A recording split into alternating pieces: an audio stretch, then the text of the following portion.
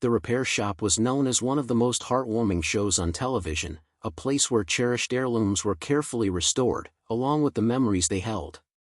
But what if behind those kind smiles and gentle voices, there was a story no one expected? A story of trauma, silence, and slow unraveling. This hidden pain didn't just affect one person, it quietly altered the entire show's course. Eventually, it led to the emotional breakdown of the repair shop itself. So, what really took place behind those barn doors? It's a troubling tale, and by the end of this video, you'll understand why. At first, the repair shop didn't appear like a show that could ignite a cultural movement. There were no flashing lights, no dramatic music, and definitely no staged conflicts. Instead, it offered something rare in today's TV landscape: genuine human connection. Within a peaceful barn in Sussex, bathed in natural light and filled with old tools, a team of skilled artisans worked quietly to restore broken heirlooms. Each item told a story, not just about the object, but about the people who treasured it. A music box that once soothed a child to sleep. A clock that had stood proudly in a grandfather's kitchen. A teddy bear lovingly patched by a parent who was no longer there. These weren't simple repairs, they were emotional excavations, revealing layers of memories, pain, love, and legacy. This was likely the key to the show's success. It didn't shy away from life's imperfections or treat damage as something shameful. Instead, it embraced the idea that people and things could be worn, scarred, or broken, and still be restored into something beautiful. That belief gave the barn a unique energy. It was part workshop, part sanctuary. People shed tears there, not only guests but also the experts. The space felt sacred, but beneath that warmth was a hidden burden. Restoring emotions isn't just about fixing the object in front of you, it's about carrying someone else's grief long enough to help them release it. Doing this every day, under the watchful eye of cameras, takes a toll. Viewers adored the show's soul, but what they didn't realize was that soul came from people who often gave more than they had to give. Among them, Susie Fletcher bore some of the heaviest emotional weight, a woman whose story would reveal that even those who heal others sometimes need healing themselves. Susie Fletcher entered the scene quietly. When she joined the repair shop in 2018, she didn't make a big entrance or seek attention. She just stepped into the barn, laid out her leather tools, and began her work. There was a calm steadiness about her, a sense that she had always belonged there, even if she was new to the viewers. But what most people didn't know, and couldn't know, was that her arrival came after her life had been quietly shattered. Susie had recently returned to the UK after living abroad for several years. Her husband, Rob, had passed away from pancreatic cancer, a devastating loss that would shake anyone. But for Susie, coming home wasn't only about mourning, it was about rebuilding her life from the ruins of something far more complex than anyone realized. She was hesitant to be filmed, not because she was shy, but because she was emotionally drained. Being on television was the last thing she wanted. What she craved was peace, routine, and maybe even to disappear. It was her brother Steve Fletcher, already a fan favorite on the show, who encouraged her.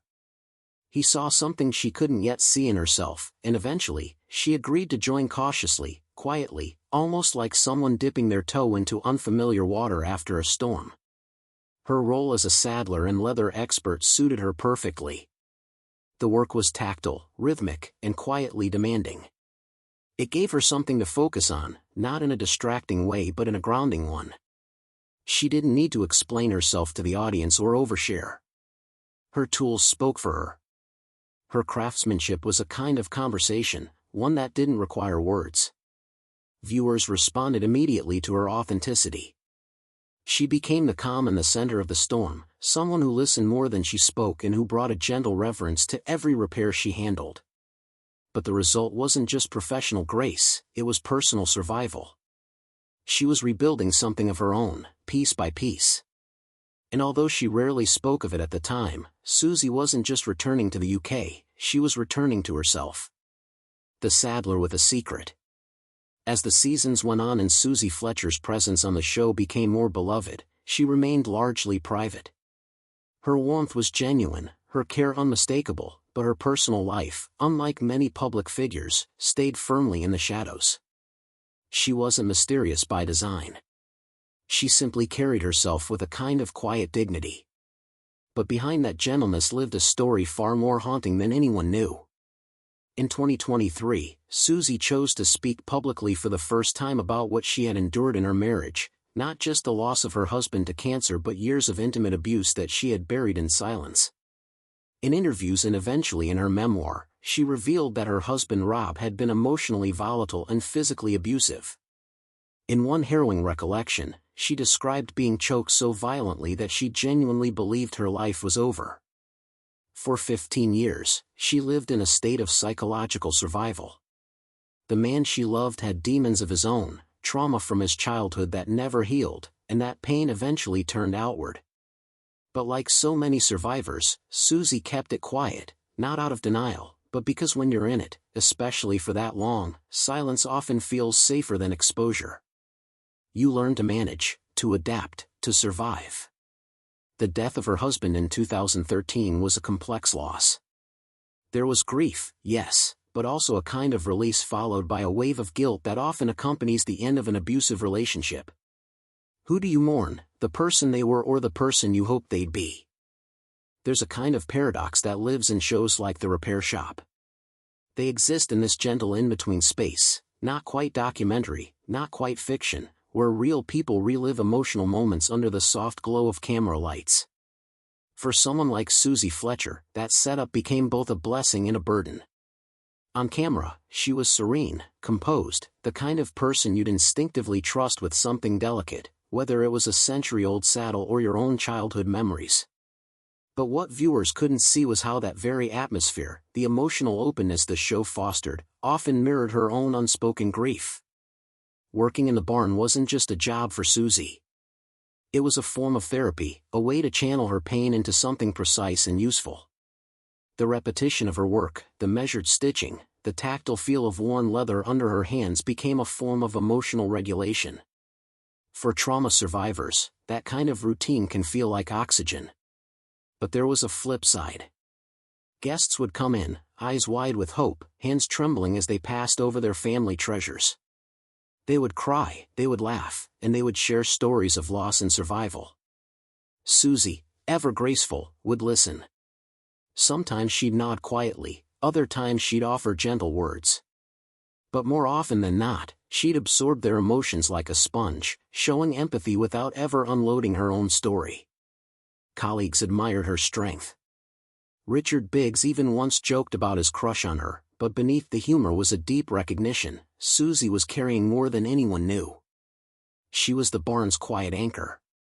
She was the person who provided support for everyone else while never asking for anything in return herself.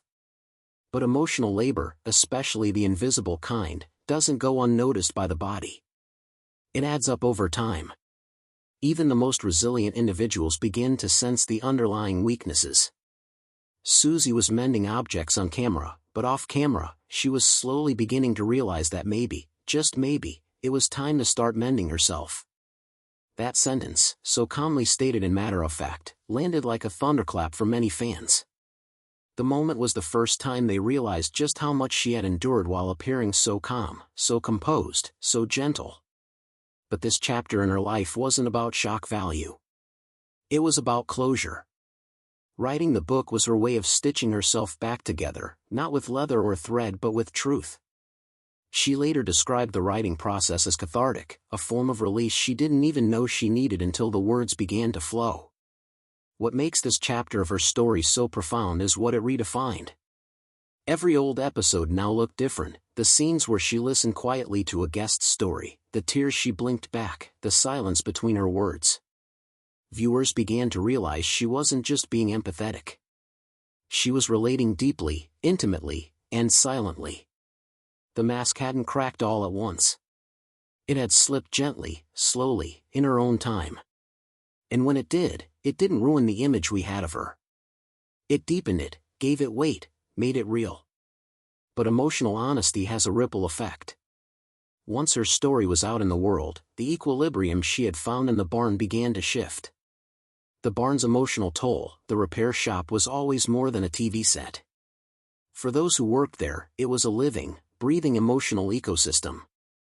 It's easy to forget that while the cameras rolled, while the music swelled, and while the edits tied everything up with a hopeful bow, the people inside the barn were absorbing a tremendous emotional load. Every item brought into that workshop came wrapped in layers of memory, longing, and grief. A hand-carved toy passed through generations, a cracked clock that ticked through the years of a marriage, a faded photograph embedded into a music box. These weren't just objects. They were memory vessels. And memory, as anyone who's lived with loss knows, can weigh more than stone. For Susie and the rest of the cast, it wasn't just about restoring these things. It was about holding the emotional space for the people who brought them in, to listen to someone describe their mother's last days, to hear a child's voice tremble when talking about a late grandparent. And then return to your workbench and stitch through that emotion with quiet hands. That's not a skill. That's emotional labor. And it's often invisible. Filming days were long. Guests sometimes cried on set. Experts did too. There were moments, rarely shown, where production paused because the emotions in the room became too raw. Even the toughest, most stoic experts had their breaking points. But the barn, for all its peace and quiet, didn't have a place for emotional release.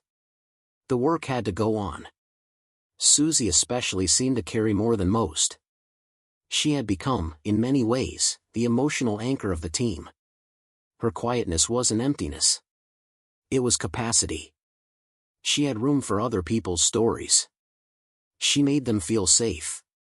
But when you're always the one holding space for others, who's holding space for you? That unspoken question hung in the background. Over time, it started to manifest, not in breakdowns or outbursts but in exhaustion, burnout, and quiet withdrawal. The show still looked the same on the outside.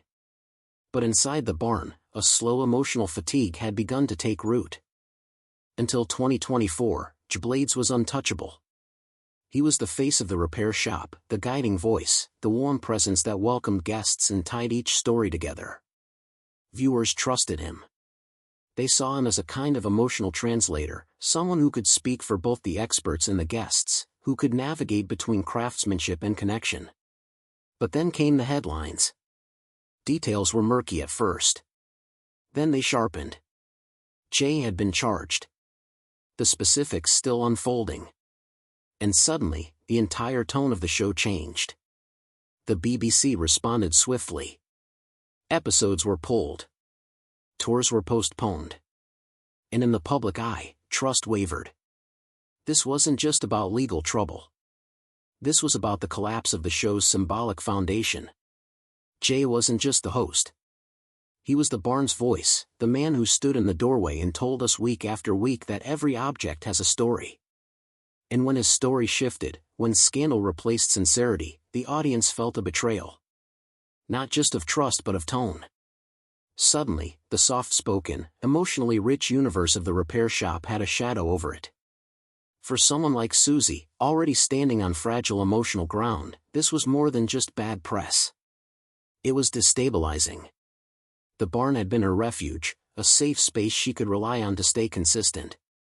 And now even that wasn't immune. Insiders reported that morale dipped. Momentum slowed. The show, once defined by emotional transparency, was now tangled in silence, speculation, and discomfort.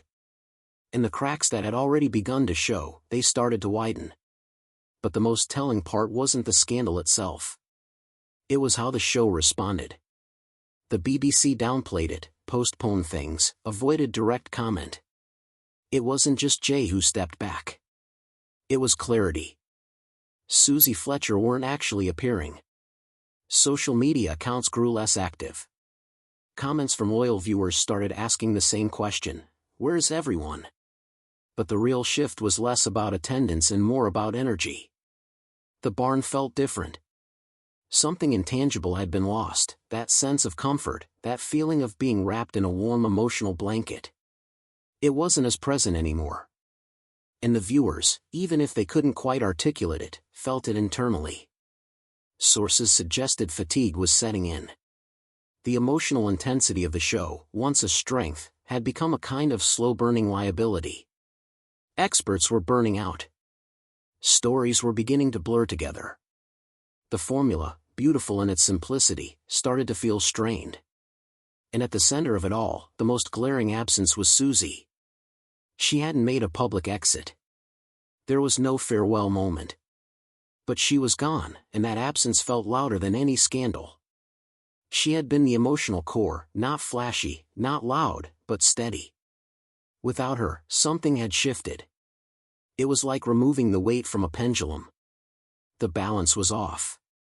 The BBC tried to maintain the illusion. The barn still stood. The lights were still on.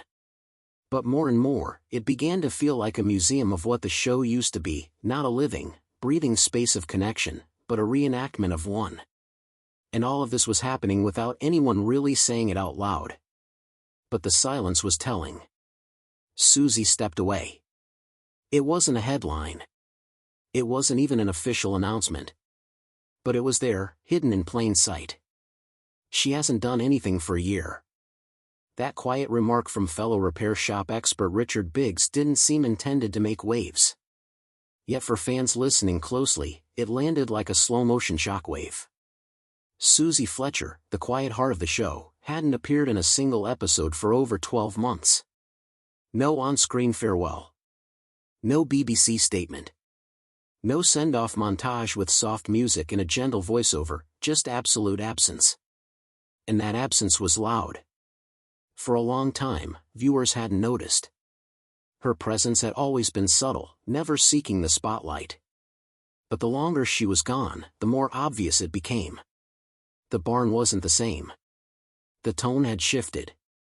The emotional glue that had once bound the workshop stories now felt weaker, more fragile. So why did she leave? There was not really a scandal. Just a woman who had perhaps given all she could give for years.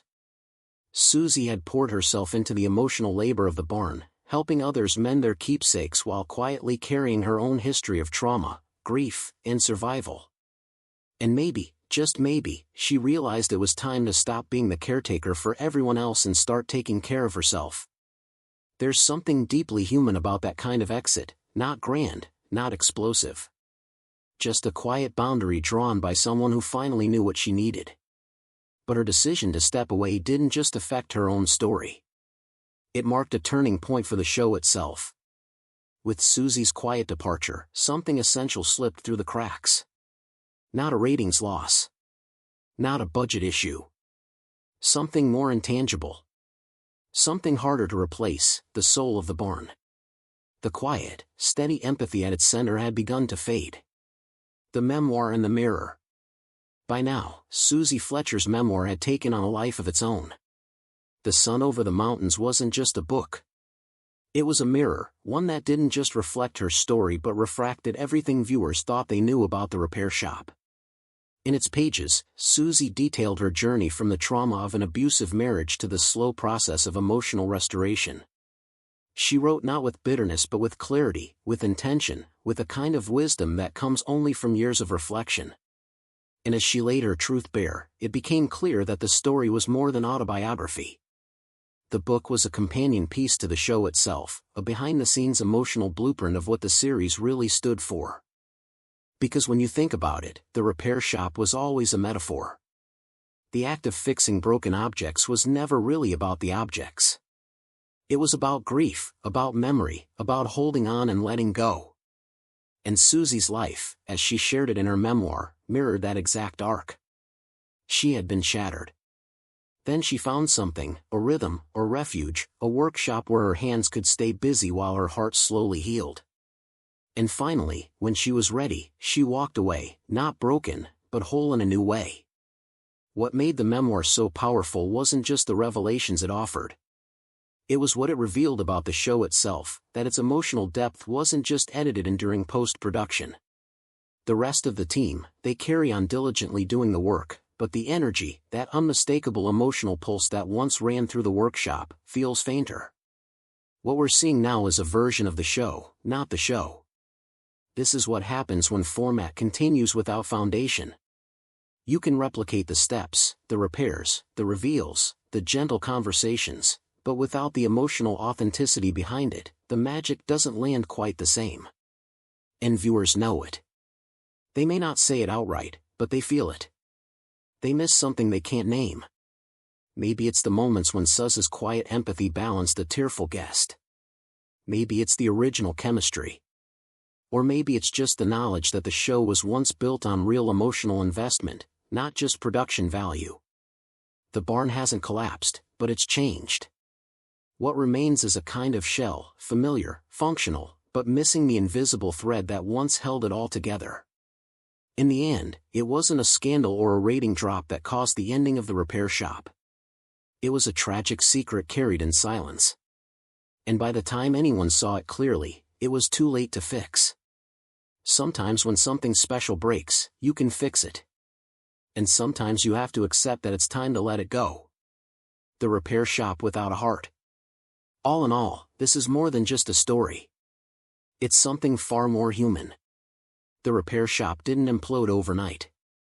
It unraveled slowly, one emotional thread at a time, first through the quiet suffering that went unseen, then through a storm of controversy, and finally through the quiet exits of the people who gave it heart.